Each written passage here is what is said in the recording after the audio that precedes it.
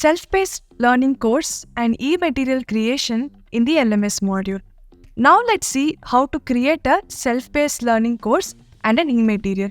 Let's start with the first option on how to create a self-paced learning course. In order to do that, navigate to the LMS module, My Courses, click on Add Course, give a name,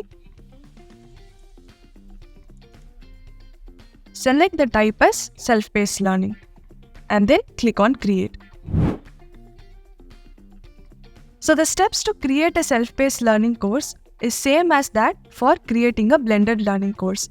But the only difference is when you're creating a self-paced learning course, you will not have an option to create batch and you will not have an option to create a session, because these two features are very specific to a blended learning course.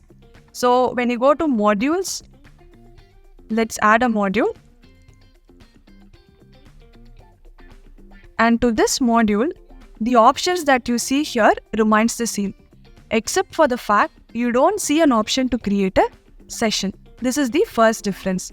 The next one is when you go to settings, we do have different course settings, but you will not find a setting called manage batches, because in case of a self-paced learning course, you will not be creating different batch.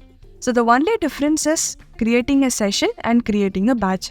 The rest all option remains same as that of a blended learning course. So once you have added all the modules and done with all the settings, you can click on publish so that all the applicable employees will receive an email notification so that they can start enrolling to this particular self-paced learning course.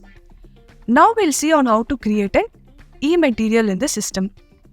To do that, we'll again go back to the LMS module, My Courses, click on Add Course, enter the course name. In this case, we will be selecting the type as e-material. Click on Create. So the options remains the same. Few options are same, that is the overview part, where you can edit the overview section of this particular e-material course.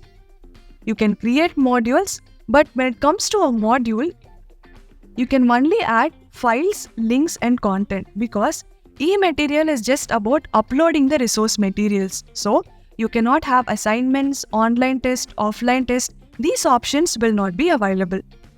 So you can add a module, enter the module name, submit. Once this is done, you will have an option to add a file, a link and a content relevant to this specific module. You cannot create an assessment or any kind of online or offline test with respect to an e-material. And once the modules are created, you can visit the course settings. So click on the three dotted lines, go to settings. You have only two different types of settings, that is basic settings and branding, because again, you're not going to add permissions or you're not going to add manager's evaluation. This is just about adding resources in the system. So once these two options are defined, you can publish this course to your employees. So whenever you're creating an e-material in the LMS module, it is automatically available to all users in your organization. You cannot limit an e-material to a specific group of people.